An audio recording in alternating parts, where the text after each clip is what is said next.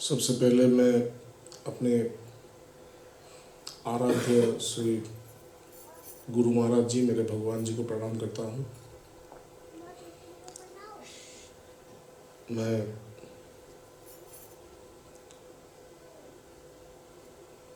इस मंदिर में पूज्य भगवान श्री राम, माता सीता, श्री कृष्ण, श्री राधा, माँ काली, हनुमान जी, उमा महेश्वर, सबको मेरा प्रणाम अर्पण करता हूँ। लक्ष्मी नारायण तथा इस मंदिर के जो अध्यक्ष हैं, जो संपादक हैं, सबके प्रति मैं अपना आभार व्यक्त करता हूँ कि वो मुझे ये अवसर देते हैं कि मैं यहाँ पे आकर दो शब्द प्रभु के कुछ सुना पाऊँ। आज महाराज जी का जो आदेश हुआ है वो है कि जैसे गीता सप्ताह चल रही है तो हम लोग थोड़ा सा भक्ति योग के बारे में सुने। श्रीमद् भगवद गीता में जो 12 अध्याय है उसे भक्ति योग कहते हैं।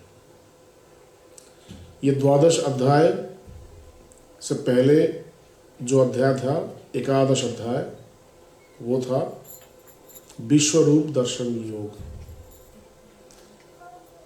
जैसे हम जानते हैं कि भगवद गीता की शुरुआत उस समय हुआ था जब अर्जुन शोकाकुल अवस्था में था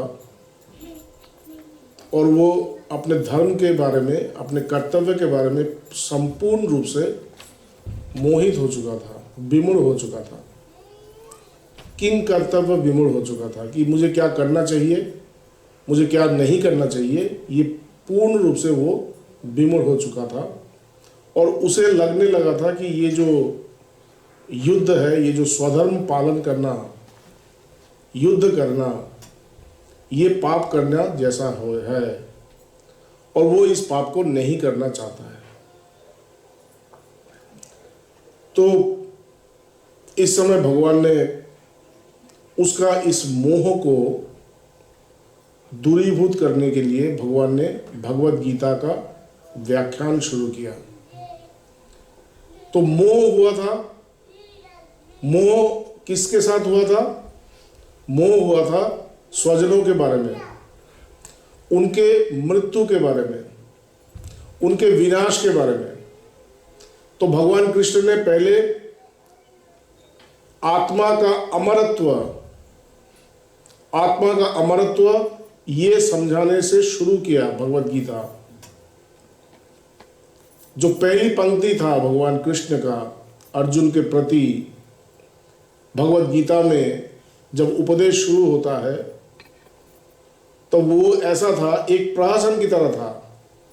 भगवान कृष्ण धनुर्धर अर्जुन, महाबलशाली अर्जुन का इस कायरतापूर्ण व्यवहार से बहुत खिन्न हो चुके थे।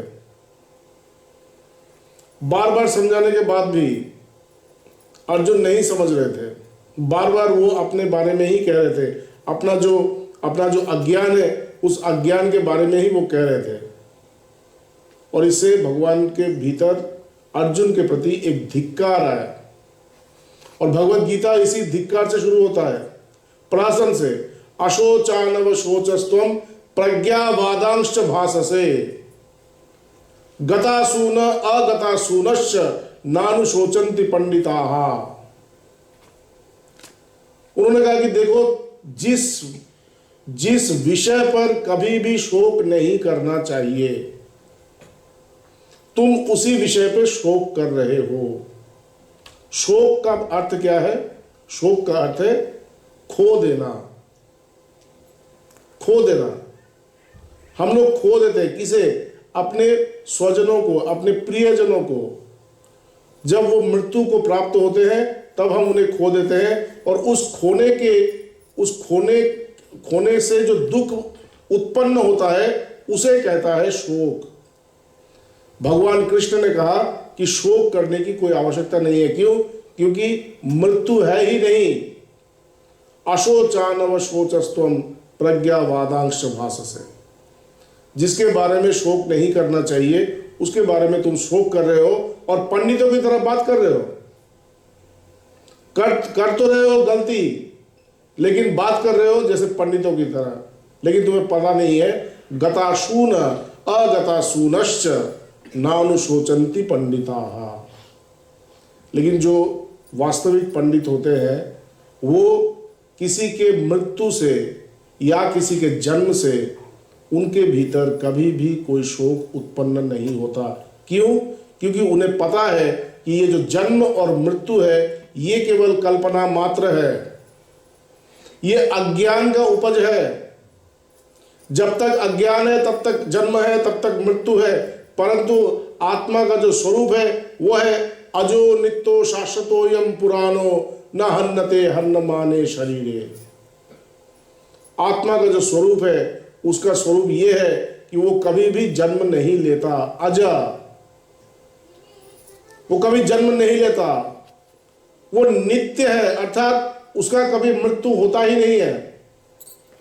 वो हमेशा ही जीवित रहता है, चैतन्य रहता है, वर्तमान रहता है, अस्तित्व में रहता है, और इसलिए उसे नित्य कहा गया। शाश्वत, शाश्वत मतलब जिसमें कोई क्षय नहीं है। शरीर का क्षय होता है परंतु आत्मा अक्षय है, शाश्वत है। पुराणों से उन्होंने इस बात को समझाने का प्रयास किया कि ये जो वेदों में, ये जो शास्त्रों में जो पुराण पुरुष, वेदाहमेतम पुरुष महंतम आदित्य वर्ण तमसो परस्तात। हमारे उपनिषदों में हमारे ऋषि कह रहे हैं कि मैं उस परम पुरुष को जान चुका हूं, मैं उस परम पुरुष को जान चुका हूं जिसका वर्ण आदित्य के समान है, सूर्य के समान है, और जिसमें अंधकार का लेश मात्र नहीं है। तमेव विदित्वाति मृत्युमेति, उसको जानने से ही मृत्यु से परे जाया जा सकता है। नन्न पंथा विद्यते हयनाय, और कोई रास्ता ही नहीं है। ये जो पुरुष है, ये पुरुष कौन है? ये मैं हूं, ये मेरा स्वरूप है, ये आप है, ये आपका स्वरूप है, ये कृष्ण है, यही अर्जुन है, यही हम सब हैं। लेकिन इस पुरुष का बोध नहीं होता और इसलिए हम अज्ञानी हैं। जिस दिन उस पुरुष को जान जाएंगे उसी दिन हम ज्ञानी कहलाएंगे। पुराणों, इसलिए भगवान ने अर्जुन से कहा ये जो आत्मा है ये पुराण है, मतलब जो शास्त्रों में जिस पुरुष के बारे में कहा गया वो तुम हो। न हन्नते हन्न माने शरीरे, अगर तुम्हारे शरीर को कोई हत्या भी करता है तुम कभी भी हत नहीं होते। आत्मा को कभी कोई छू नहीं सकता। तो ये यहां से भगवत गीता शुरू हो रहा है। आत्मा का अमरत्व, आत्मा के अमरत्व से अर्थात ज्ञान से। धीरे धीरे ये ज्ञान को किस प्रकार से प्राप्त करेंगे, तब आया कर्म योग। किस प्रकार से जीवन में रहकर प्रत्येक कर्मों को कर संन्यास न लेकर जीवन में रहकर अपने कर्मों को कर अपने दायित्व को पालन करके किस प्रकार से मैं इस तत्व को, इस महान तत्व को मैं उपलब्धि करूंगा, इसके लिए भगवान ने कर्म योग दिया। इसके बाद राजयोग, योग के बारे में बताया, ध्यान के बारे में बताया। ऐसे करते करते एक समय अर्जुन को लगने लगा ये जो मेरे सामने खड़े हैं श्री कृष्ण, ये श्री कृष्ण मेरे बंधु नहीं है, मेरे आत्मीय नहीं है, ये तो स्वयं भगवान है, ये तो स्वयं साक्षात ईश्वर है। जब अर्जुन को ये समझ में आया कि ये साक्षात ईश्वर है, तभी अर्जुन ने उस ईश्वर का रूप, दिव्य रूप देखना चाहा। उन्होंने प्रार्थना किया कि अगर आप ऐसा समझते हैं कि मैं उस दिव्य रूप को देखने में योग्य हूं, तो मुझे आप वो दिव्य रूप दिखाइए। और ऐसा कहते ही भगवान ने उसे वो दिव्य रूप दिखाया, जिसमें सृष्टि था, जिसमें ध्वंस था, और उस ध्वंस को देख के, वो ध्वंस ऐसा भीषण था, उसको देखकर अर्जुन जैसा धनुर्धर, अर्जुन जैसा साहसी व्यक्ति भी डर गया। प्रसीद प्रसीद प्रसीद देवेश जगन्निवास, अब प्रसन्न होइए, अब फिर से वही जो पहले जैसा नर रूप है उसमें आइए। ये जो भीषण रूप है, इस भीषण रूप को मैं देख नहीं पा रहा हूं। तो ये था 11वें अध्याय। तो इसके बाद 11वें अध्याय के पश्चात अर्जुन के मन में एक प्रश्न आया। मैंने भगवान के 2 स्वरूपों को देखा। एक है जहां पे उन्होंने निराकार निर्विशेष जहां पे निर्गुण ब्रह्म के बारे में कहा, जिसके बारे में कहते हुए उन्होंने कहा अव्यक्तोयम अचिंतोयम अविकार्योयम उच्चते। उस परमात्मा के बारे में वो कहते हुए उन्होंने कहा इस परमात्मा का, ये जो परम पुरुष है, ये जो परम तत्व है, ब्रह्म आत्मा, इसका कभी व्यक्त नहीं होता, ये कभी व्यक्त नहीं होते, ये हमेशा ही अव्यक्त रहते हैं। इसके बाद अचिंत, इनकी कभी धारणा ही नहीं होती। जिसकी धारणा नहीं होती उसको हृदय में धारण करके उसको उपलब्धि करना पड़ता है। कैसे? गुरु के वजह से, गुरु के माध्यम से। गुरु वो व्यक्ति है जो हमें उस परम तत्व की धारणा करवाने में सक्षम होते हैं, जिनकी कभी धारणा होती ही नहीं है, जो चिंतन का विषय नहीं है, जो मनन का विषय नहीं है, जो वाक्य का विषय नहीं है, जिनके बारे में कहा गया है अवांग मनस गोचरम, वो वाक्य और मन के परे है। ऐसा तत्व गुरु के मुंह से सुनने पर उपदक्षिणते ज्ञानम ज्ञानिनस तत्वदर्शिना, तत्वदर्शी गुरु के मुंह से जब आप इस परम तत्व के बारे में सुनते हैं, तभी आपको इसका बोध होता है।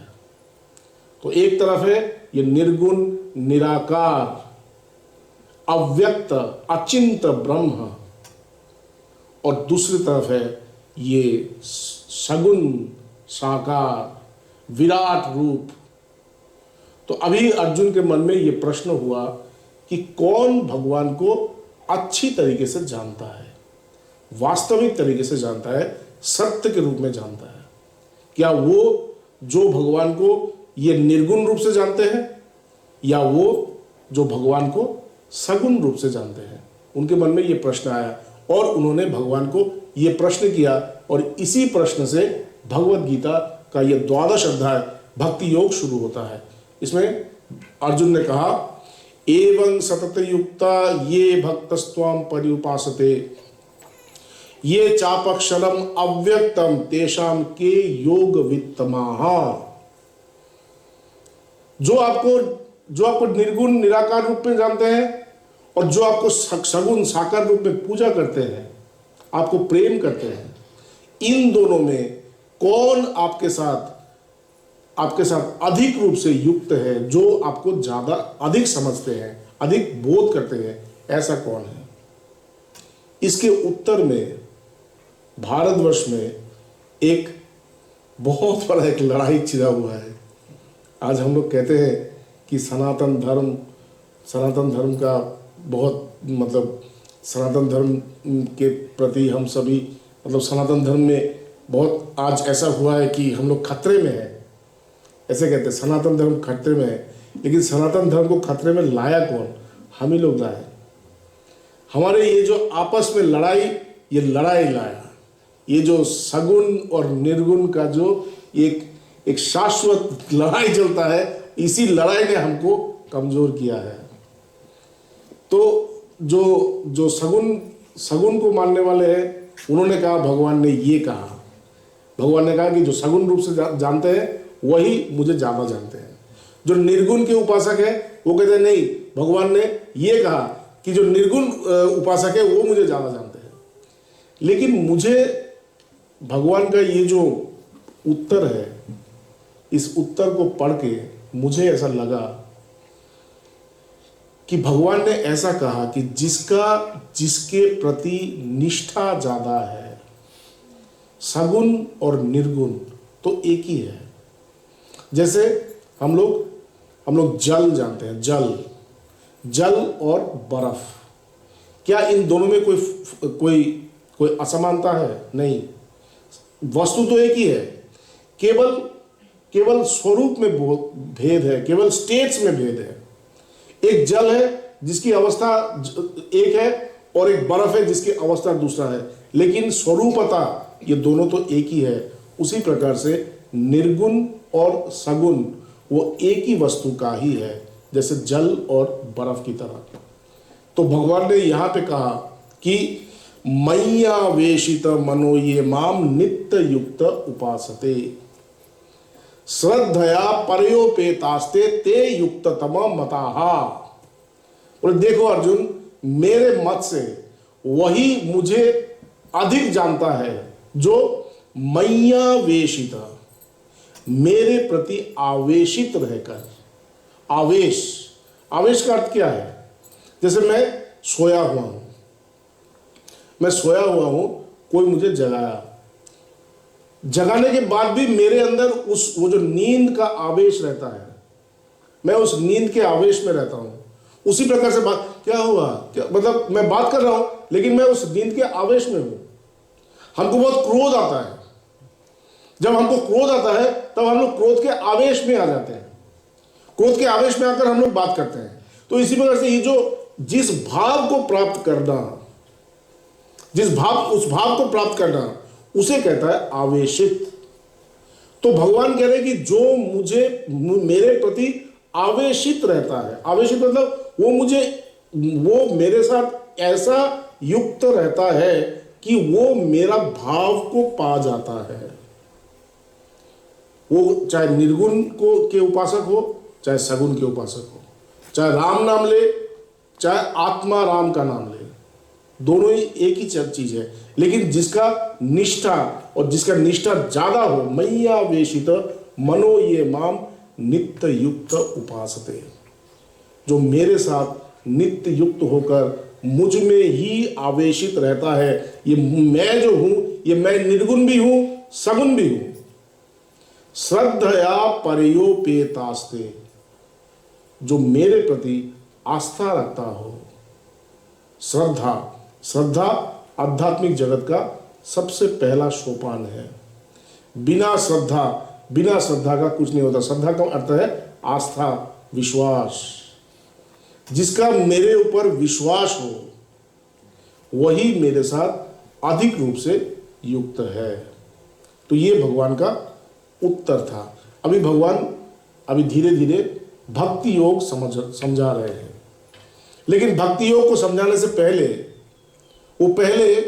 ज्ञान योग के बारे में कहते हैं कि देखो ज्ञान योग क्या है। ये ज्ञान योग या भक्ति योग, ये दोनों ही मुझे ही प्राप्त करते हैं। लेकिन पहले तुम्हें जानना होगा कि ये ज्ञान योग है क्या। तो ये कह रहे हैं कि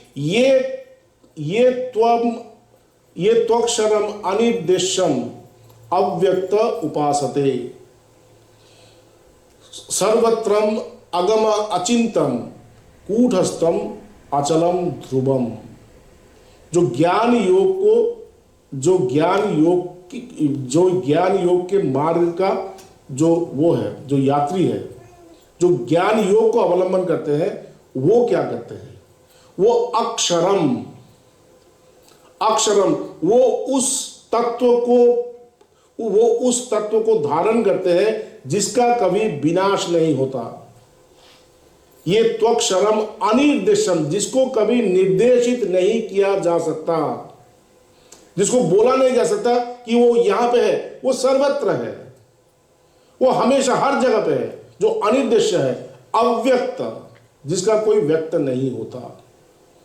सर्वत्रम अगम, जो कहीं नहीं जाते, जो स्थिर है, अचिंत, जिसकी कोई धारणा नहीं होता, कूटस्थ, कूटस्थ मतलब कूट का मतलब है माया, और ये माया से ही ये जगत सृष्टि होती है, माया से ही ये जगत प्रतीयमान होता है।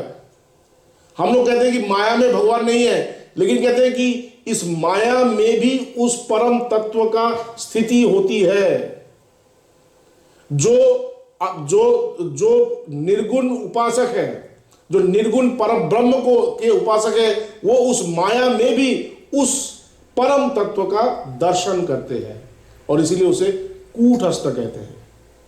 सर्वत्रम अगमम अचिंतम कूटस्थम अचलम ध्रुवम, वो कहीं नहीं जाते, अचल है और वही सत्य है। संयमेन्द्रिय ग्राम सर्वत्र समबुद्धया, किस प्रकार से इसको प्राप्त करेंगे? इसको प्राप्त करने का एकमात्र रास्ता है कि इंद्रियों को संयमित करना।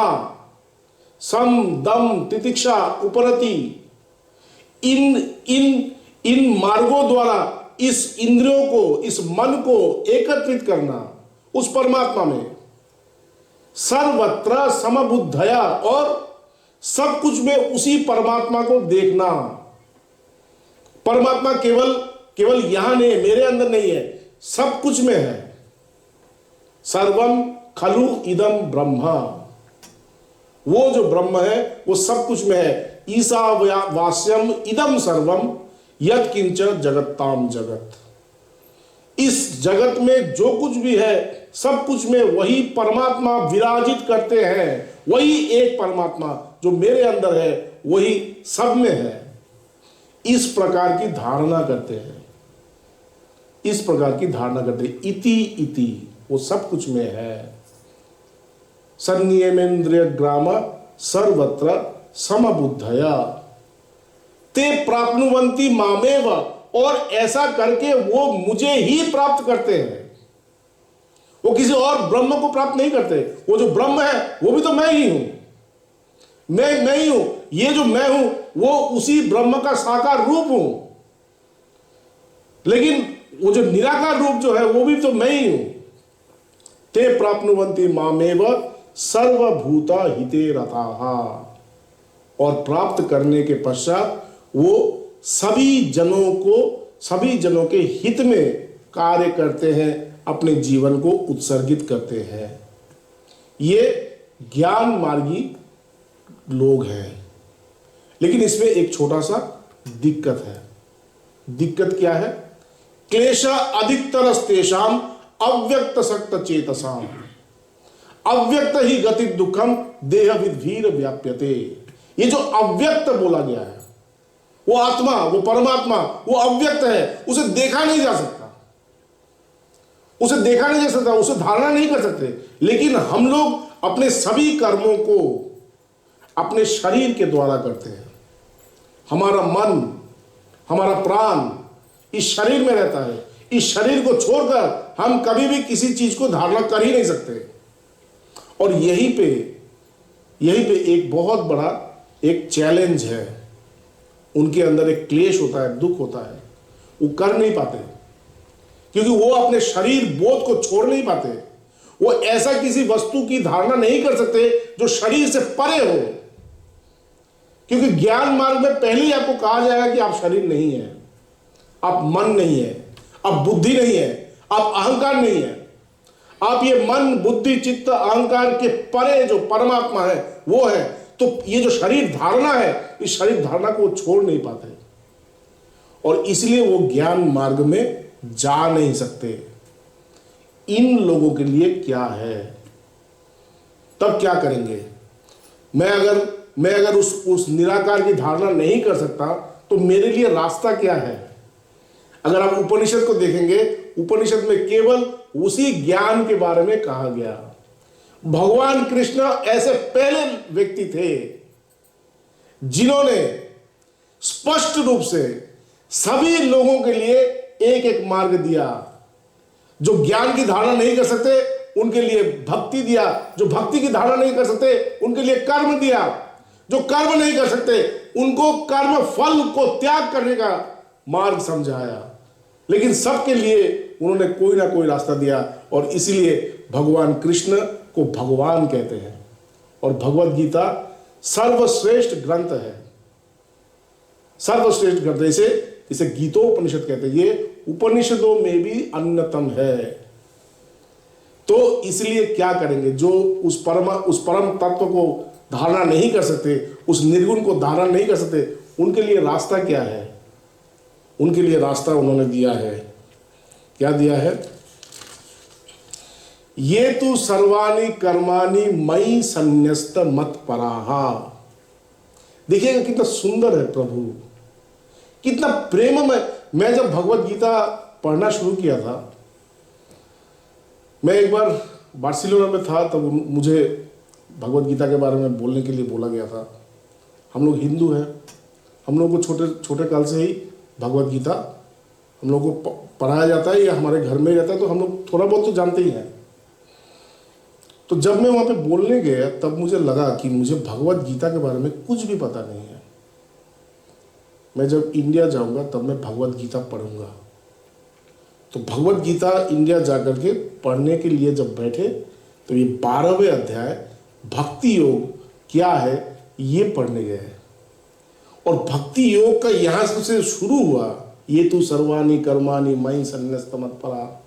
ये पढ़ते पढ़ते मुझे भगवान कृष्ण का जो एक अपार प्रेम है, जैसे कहते हैं ना कि स ईश अनिर्वचनीय प्रेम स्वरूप, वो भगवान एक ऐसा प्रेम है जिसकी कोई वर्णना नहीं कर सकते।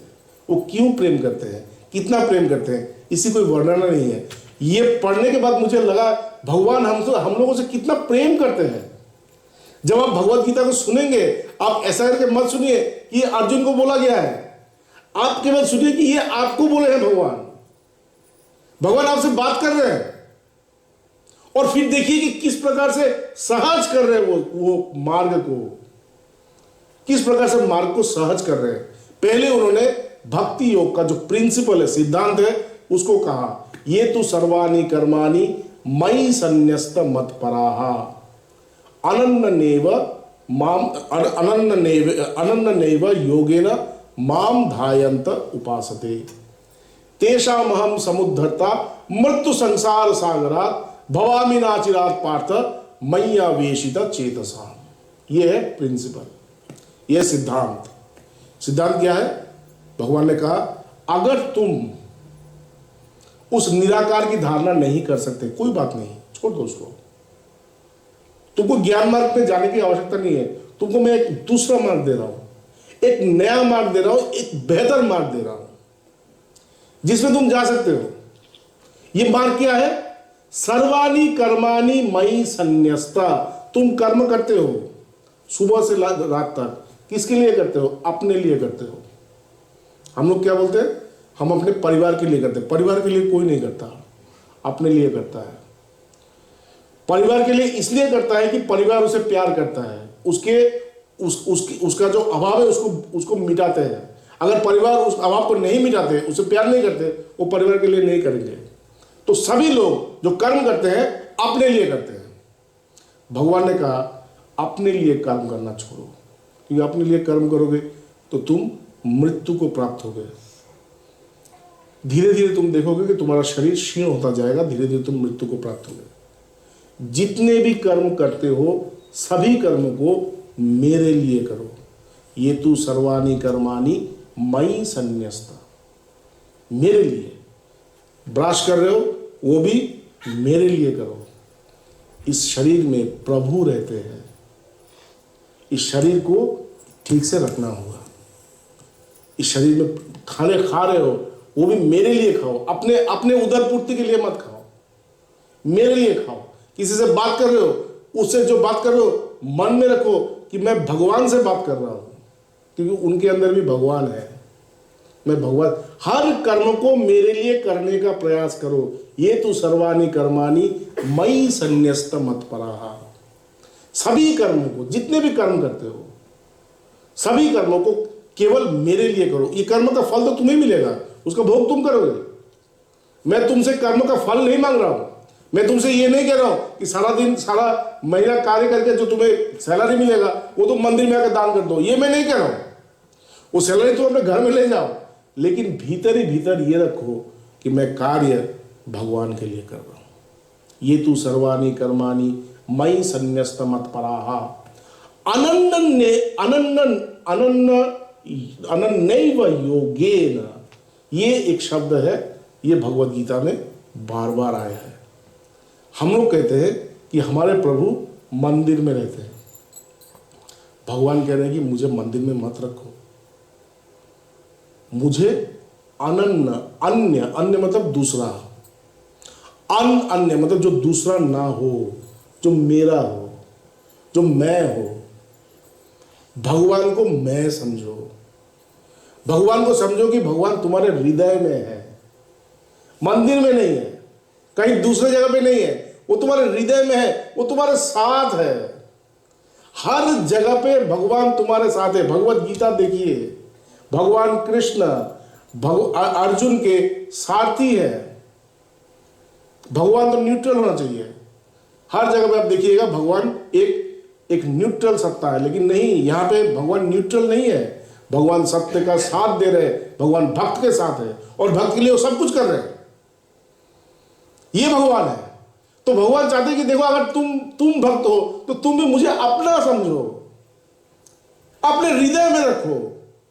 सोचो कि मैं तुम्हारे साथ हूं, तुम्हारे दोस्त हूं, तुम्हारा मित्र हूं, तुम्हारा साथी हूं, तुम्हारा आत्मा हूं।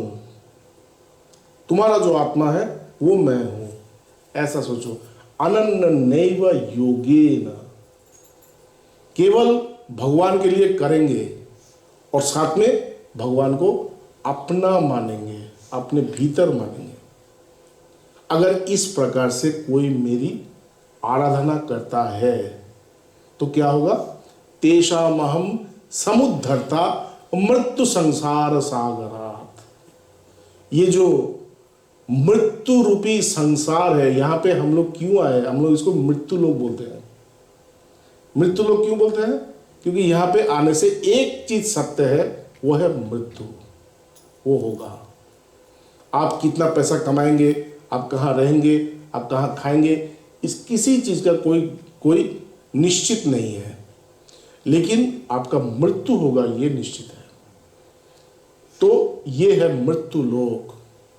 भगवान कह रहे हैं तेषामहं समुद्धर्ता मृत्यु संसार सागरात। इन लोगों को, जो लोग ये करते हैं, जैसे मैंने कहा, मैं इन लोगों को इस मृत्यु रूप संसार से या संसार रूप मृत्यु से मैं इनको समुद्धरता, इनको मैं मतलब उद्धार करता हूं, इनको मृत्यु से परे ले जाता हूं।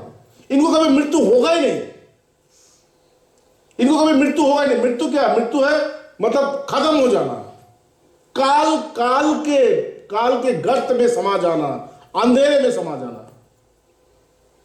लेकिन मृत्यु नहीं होगा। मृत्यु के परे जाना मतलब भगवान के पास चला जाना, भगवान के साथ एकाकार हो जाना, उस दैवी पुरुष, उस दिव्य सत्ता के साथ एकाकार हो जाना, उसी को मृत्यु से परे जाना होता है।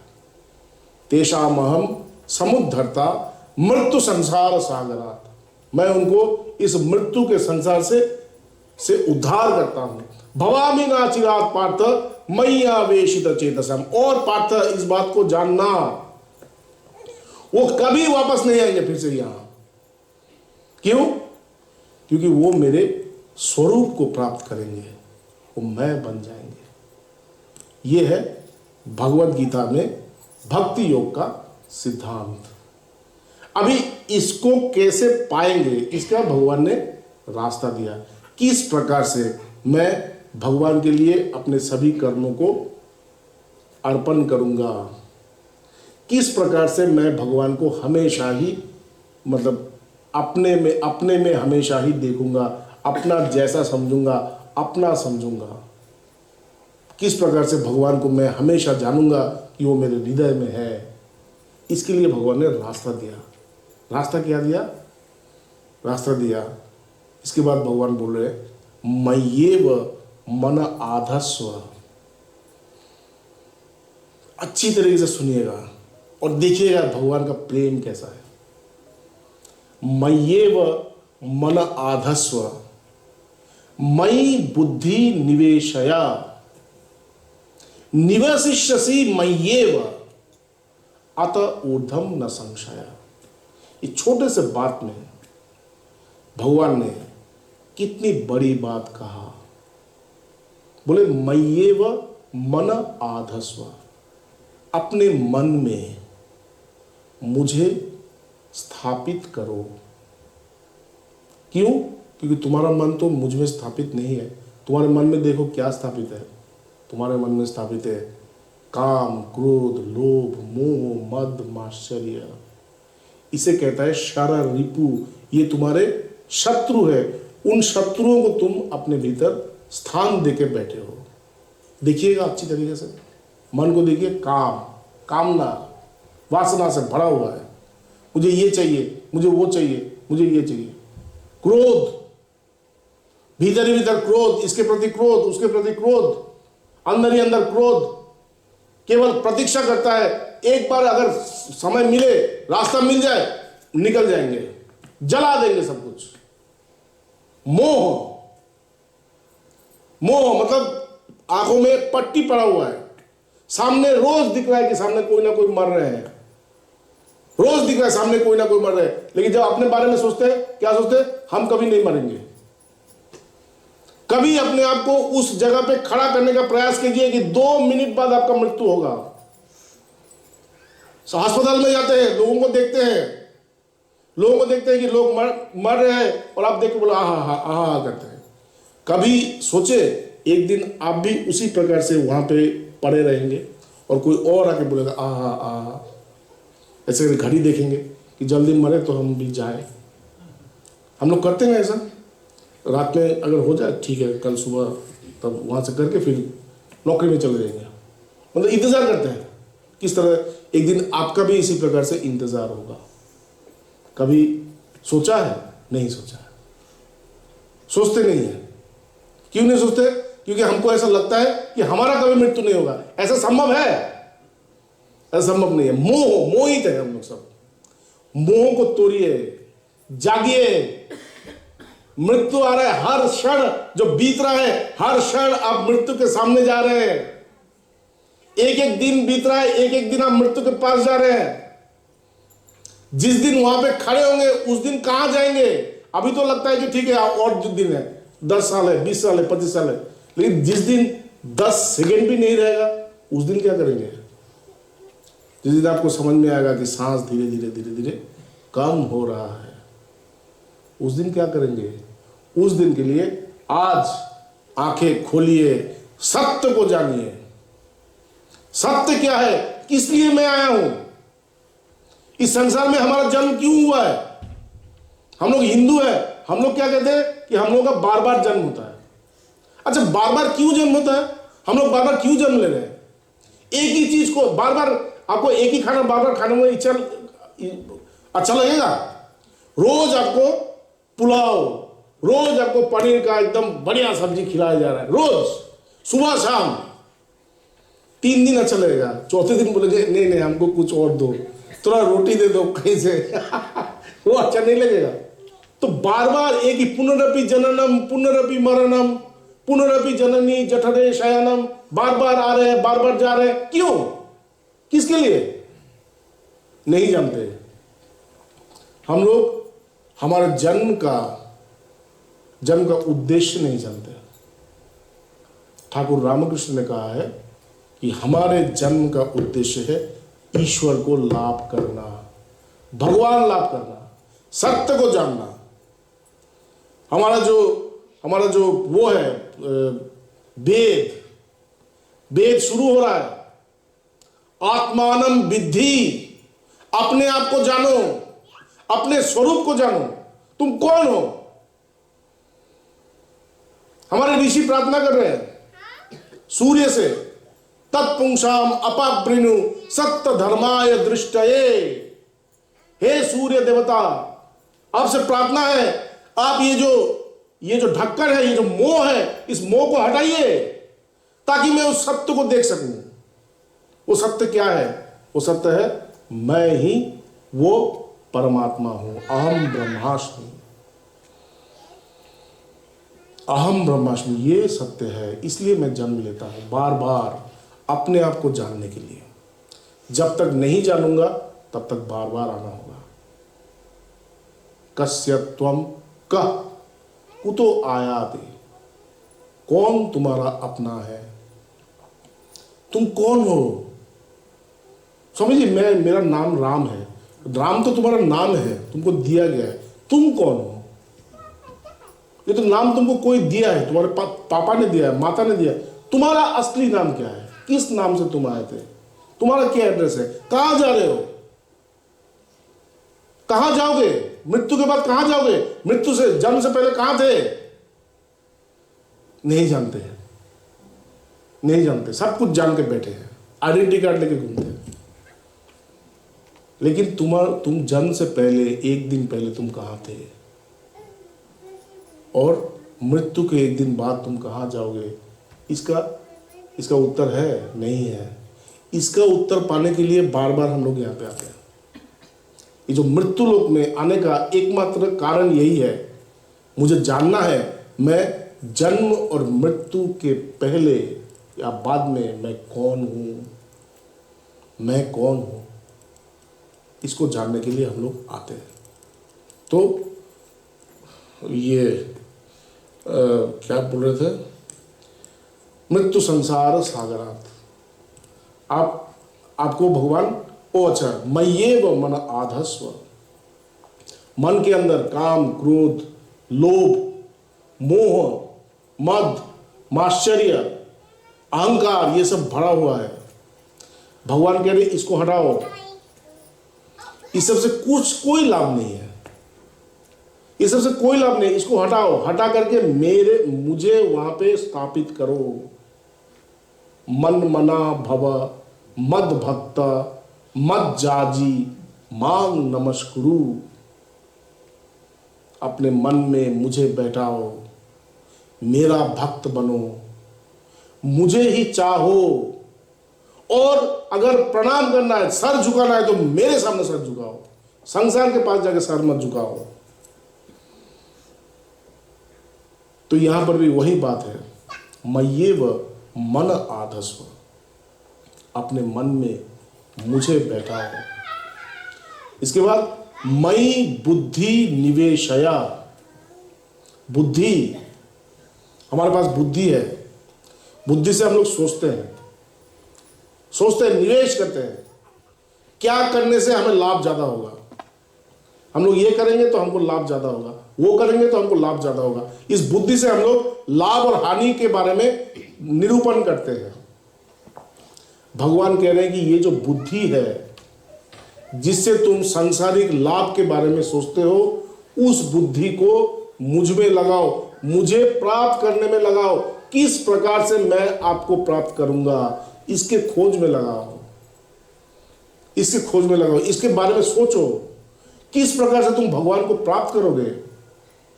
भगवान कह रहे हैं कि अगर कोई इस प्रकार से मुझे प्राप्त करने के विषय में सोचता है, अपने बुद्धि को खर्च करता है मुझे प्राप्त करने के लिए, मैं उसे बुद्धि देता हूं, मैं उसे बुद्धि देता हूं ताकि वो मुझ तक आ सके। तो भगवान कह रहे हैं कि मयि बुद्धि निवेशया, अपना जो बुद्धि है, जिससे तुम संसार के बारे में सोचते हो, संसार के लाभ और हानि के बारे में सोचते हो, ये सोचना बंद करके अपने बुद्धि को मुझे प्राप्त करने में लगाओ, मुझ में निवेश करो, निवेश करो। ये निवेश शब्द को हम लोग बहुत अच्छी तरीके से समझते हैं। आज निवेश करेंगे, कल उसका बेनिफिट मिलेगा। भगवान कह रहे हैं ये सब छोड़ो, मुझ में निवेश करो, मुझ में लगाओ, कल देखना इसका बेनिफिट मिलेगा। कल बेनिफिट क्या मिलेगा? निवशिष्यसि मय्येव, इसका बेनिफिट तुम्हें क्या मिलेगा? तुम मेरे अंदर निवास करोगे। हम लोग क्या कहते हैं कि भगवान आप मेरे अंदर निवास कीजिए। बसहु निरंतर तासु मन सोराउर निज गेहु। भगवान से प्रार्थना कर रहे हैं कि आप मेरे अंदर निवास कीजिए। भगवान बोल रहे हैं कि मैं तुम्हारे अंदर निवास नहीं करूंगा, अगर तुम ऐसा करोगे तुम मेरे अंदर निवास करोगे। इसका मतलब क्या है? जैसे आज मैं इंडिया से आया हूं, माता जी के यहाँ पे हूँ, सुबह चाय माता जी बना के देती हैं, क्या खाएंगे वहाँ से आता है, कब खाएंगे, क्या होगा, कहाँ जाएंगे वो लोग ड्राइव कर रहे हैं, सब कुछ मेरा वो लोग कर रहे हैं, मुझे कुछ करने का जरूरत नहीं है। मैं केवल ऑर्डर देता हूँ, समझिए चाय पियेंगे, हाँ 2 मिनट बाद पियेंगे, 2 मिनट बाद चाय आ रहा है। समझिए ब्रेकफास्ट क्या खाएंगे, ये खाएंगे, वो आ जा रहा है। मुझे कुछ करने की आवश्यकता नहीं पड़ रही। क्यों? क्योंकि मैं उनका अतिथि हूँ, उनके घर में निवास कर रहा हूँ। तो प्रभु के घर, अगर प्रभु के हृदय में निवास करेंगे तब क्या होगा? मेरा जो कुछ मुझे चाहिए सब प्रभु देंगे, मुझे कुछ करने की आवश्यकता नहीं है। मुझे क्या चाहिए, मुझे कौन चाहिए, मुझे किस प्रकार से चाहिए, सब कुछ प्रभु जुटाएंगे, मुझे कुछ करने की आवश्यकता नहीं है। लेकिन भगवान जानते हैं कि ये जो बात हम बोले इसको विश्वास नहीं होगा, ये तो सहज है, इतना सहज है, केवल आपके बारे में सोचने से, केवल अपने बुद्धि को अगर आप में लगाएंगे तो आप मेरे लिए सब कुछ करेंगे। नहीं हो सकता। क्यों नहीं हो सकता? क्योंकि हम लोग ऐसा नहीं करते। इसलिए हम लोग अपना जो गुण है वो प्रभु में भी आरोपित करते हैं। इसलिए वो लास्ट में एक बात बोले, निवशिष्यसि मय्येव अतः ऊर्ध्वं न संशया। संशय मत करो, ये डाउट मत करो कि ये बात झूठा है। तुम लोग झूठ बोलते हो, हम झूठ नहीं बोलते। इसलिए यहाँ पे लिखा हुआ है श्री भगवान उवाच, ये भगवान की वाणियां हैं, ये किसी श्री कृष्ण उवाच नहीं बोले। ये तो एक वो है, तो श्री कृष्ण उवाच बोल सकते थे, वासुदेव उवाच बोल सकते थे, लेकिन ऐसा नहीं बोले। श्री भगवान उवाच, एक एक शब्द सत्य है। अगर आप इसको उस प्रकार से लेंगे, श्रद्धा के साथ लेंगे, अगर विश्वास के साथ लेंगे, एक एक शब्द सत्य है, तो भगवान ने कहा निवशिष्यसि मय्येव अतः ऊर्ध्वं न संशय, कोई संशय नहीं है। लेकिन भगवान को पता है कि ये नहीं कर पाएगा, क्योंकि ये धारणा ही नहीं कर पाएगा कि जो बोल रहे वो सत्य है। इसलिए भगवान ने उसको थोड़ा सा और सरल किया। ये जो अभी जो उन्होंने कहा, इसको थोड़ा और सरल किया, सरल करके बोलने का प्रयास किया, ताकि हम लोग इसको और अच्छी तरीके से समझे। उन्होंने कहा अथ चित्तम समाधातुम न शक्नोषि मयि स्थिरम। अगर तुम अपने चित्त को, अपने मन को मुझ में स्थिर करने में असमर्थ हो, अगर तुम्हारा मन बहुत चंचल है, मुझे भूल जाते हो, इसलिए हमारे यहां पे बोला गया स्मरण मनन। स्मरण शब्द को क्यों लाया गया? मनन केवल मनन बोलने से तो होता है। वेदांत में बोलता है कि श्रवण मनन निधिध्यासन, लेकिन हम लोग क्या बोलते हैं? स्मरण मनन, स्मरण करना, हमेशा याद रखो, स्मरण में रखो। तो भगवान कृष्ण कह रहे हैं कि अगर अथ चित्तम समाधातुम न शक्नोषि मयि स्थिरम, अगर तुम अपने चित्त को, अपने मन को मुझ में स्थिर नहीं कर पाओगे, तुम्हारा चित्त चंचल है, तुम जानते हो कि ये जरूरी है, लेकिन तुम ये कर नहीं पाओगे, तुम्हारा मन इधर जाएगा उधर जाएगा, तब क्या करोगे? अभ्यास योगेन ततो मामीप्साप्तुम धनंजय। तुम अभ्यास करो। किस चीज का अभ्यास करो? मुझे पाने की इच्छा का अभ्यास करो। मुझे पाने की अभ्यास करने की जरूरत नहीं है। यहां पे बात को देख समझिए, समझने की बात है। भगवान क्या, कृष्ण क्या बोल रहे हैं? मुझे पाने की अभ्यास मत करो। मुझे पाने के लिए क्या करना होगा? मुझे पाने के लिए ध्यान करना होगा, जाप करना होगा, कीर्तन करना होगा, भजन करना होगा। नहीं, ये सब मत करो। मुझे पाने की इच्छा का अभ्यास करो, ताकि तुम्हारे अंदर ये इच्छा जागृत हो भगवान को प्राप्त करने का, उसका अभ्यास करो। भगवान को चाहो, भगवान को चाहो, प्रार्थना करो, प्रार्थना करो, हे प्रभु आप मेरे मन में स्थित होइए, आप मेरे मन में बैठिए। किस प्रकार से मैं अपने मन को शांत कर सकता हूँ? भगवान से प्रार्थना कीजिए, हे प्रभु मेरे मन को शांत कर दीजिए ताकि मैं आपकी धारणा कर सकूं, ताकि मैं आपको अपने मन में धारणा कर सकूं। मेरे मन को शांत कीजिए। अभ्यास योगेन मामिच्छप्तुम धनंजय। इसके बाद क्या बोल रहे हैं? भगवान को पता है कि ये भी नहीं कर पाएगा। हम लोग कितना वो है, देखिए दुर्बल है। देखिए ये भगवान अर्जुन से नहीं बोल रहे, ये हम लोग से बोल रहे हैं। यहाँ पे अर्जुन नहीं है, यहाँ पे हम लोग है। भगवान बोले कि पहले अपने हृदय में मुझे बैठाओ, नहीं सके। अच्छा ठीक है, नहीं सके तो मुझे पाने की इच्छा करो, वो भी नहीं हो रहा है क्योंकि हमारे इतने सारी इच्छा है। हमारा घर है, परिवार है, बच्चे हैं, ये सब करके हम आपको बल भूल जाते हैं। भगवान को पता है कि ये भूल जाएगा, ये इच्छा भी नहीं करता क्योंकि इसके इतने सारे इच्छाएं हैं। उन इच्छाओं में मैं कहाँ जब खो जाऊंगा। तो उन्होंने कहा अभ्यास से भी असमर्थोसी। अगर उस अभ्यास करने में भी तुम असमर्थ हो तब क्या करेंगे? मत कर्म परमो भव। अगर मुझे प्राप्त करने की अभ्यास का, मुझे पाने की इच्छा करने का अभ्यास भी तुमसे नहीं होगा तो मत कर्म परमो भव। परम मुझे परम सत्य जानकर, मुझे तुम ये जानकर कि मैं ही एकमात्र सत्य हूं, सब कुछ मुझसे ही आया है और मुझ में ही समाएगा, ऐसा जानकर अपने कर्मों को मेरे लिए करो। क्योंकि अगर मैं परम सत्य हूं तो इस संसार में जो कुछ भी है सब कुछ तो मैं हूं।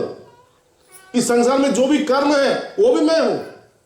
अगर तुम उन कर्मों को करते हो तो तुम मेरा कर्म कर रहे हो। तो ये जानकर कि जितने भी तुम कर्म कर रहे हो उन सभी कर्मों का एकमात्र भोक्ता मैं हूं, ये जानकर मत कर्म परमो भव। हे प्रभु मैं आपके लिए कर्म कर रहा हूं। अभ्यासेपि असमर्थोसी मत कर्म परमो भव। मदर्थमपि कर्माणि कुर्वन् सिद्धिम अवाप्स्यसि। अगर तुम मेरे लिए अपने सभी कर्मों को करोगे, केवल मेरे लिए, गाना गाना है मेरे लिए, किसी से बात करना है मेरे, केवल मन ही मन सोचिए कि जितने भी मैं कर्म कर रहा हूं ये सब कुछ मैं आपके लिए कर रहा हूं। मेरा सभी कर्म आपके लिए है। मदर्थमपि कर्माणि कुर्वन् सिद्धिम अवाप्स्यसि। अगर तुम सभी कर्मों को मेरे लिए करोगे तो ही तुम्हें सिद्धि लाभ होगा, मतलब मैं प्राप्त होऊंगा। तो आज सबके लिए प्रार्थना करते हैं कि हे प्रभु आप हम सबको वो बुद्धि दें ताकि हम केवल आपको चाहें। आप हमें वो बुद्धि दें ताकि हम अपने मन में केवल आपको धारण करें और हमारे जीवन को आपके लिए समर्पित करें। ऐसा प्रार्थना करके मैं अपनी वाणी को यहीं पे विराम देता हूँ। हरे कृष्ण कृष्ण कृष्ण हरे हरे, हरे राम राम राम हरे हरे, हरे कृष्ण कृष्ण कृष्ण हरे हरे, हरे राम राम राम हरे हरे, हरे कृष्ण कृष्ण कृष्ण हरे हरे, हरे राम राम राम हरे हरे।